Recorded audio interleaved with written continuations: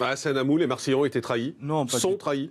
Pas du tout, c'est pas comme ça que ça se passe. Et je pense qu'il y a beaucoup d'éléments qui ont été donnés dans votre émission qui ne sont pas justes. D'abord, Marseille, c'est 8 vraies élections. Benoît Payan, contrairement à ce que l'on dit, a été élu lui aussi, comme Rubirola, sur un secteur de la ville qui est le 2-3 en tête de liste. Donc les Marseillais aussi, d'une certaine manière, ont voté pour Benoît Payan. Une partie des Marseillais. Une partie, mais comme pour Rubirola, puisque la loi PLM Paris-Lyon-Marseille, c'est 8 vraies petites élections dans une ville. Donc il n'y a pas la légitimité.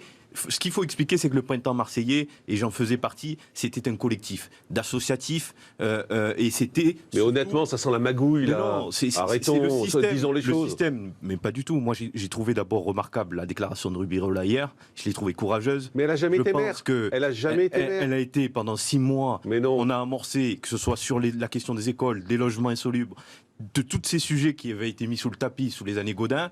Pour une fois, on avait une municipalité qui repris ces sujets à bras. Elle n'avait même pas de bureau à la mairie. Elle n'avait même pas de bureau à la mairie. Elle n'a pas voulu s'installer dans le bureau de Jean-Claude Gaudin. Ce qui montre bien qu'il n'y avait aucune intention de siéger. Mais je comprends bien que ça vous dérange parce que vous êtes... Ah oui, ça me dérange. Elle a cassé un truc que tout à fait. Les magouilles antidémocratiques, ça me dérange. Elle a cassé quelque chose auquel vous êtes extrêmement attaché, c'est le culte de la personnalité. C'est un collectif qui est arrivé à la mairie et le collectif du printemps marseillais. Les Marseillais, ils ont voté pour un maire et pour une maire en l'occurrence. D'ailleurs, vous avez dit une approximation et je souhaite la corriger. Rubirola était conseillère départementale.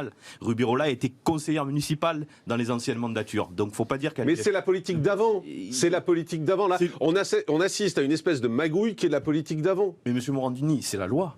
C'est la loi qui définit... Mais elle n'a jamais été maire. Est-ce qu'elle a été maire ? Elle a été maire. À part le titre. Non.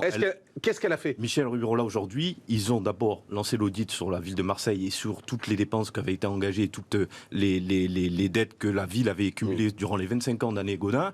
Ils ont fait en sorte que les écoles à Marseille redeviennent une priorité. Elle a fait quoi, elle ? Michel, sous l'impulsion de Michel Rubirola, avec l'équipe municipale et les adjoints qui l'entourent. Tous les gens à Marseille disent qu'elle n'a jamais pris le costume de maire. Vous savez, la critique, elle est facile et la droite, quand on regarde le bilan de ce qu'elle est... Non, elle est facile quand vous voyez les Marseillais sont fait tromper. Quand vous voyez ce qu'a fait Rubirola en 6 mois avec l'équipe municipale et ce que n'a rien fait la droite... Non, mais c'est pas ça la question. La question, c'est est-ce que les Marseillais se sont fait tromper ou pas ? Non, la question pour moi, c'est non.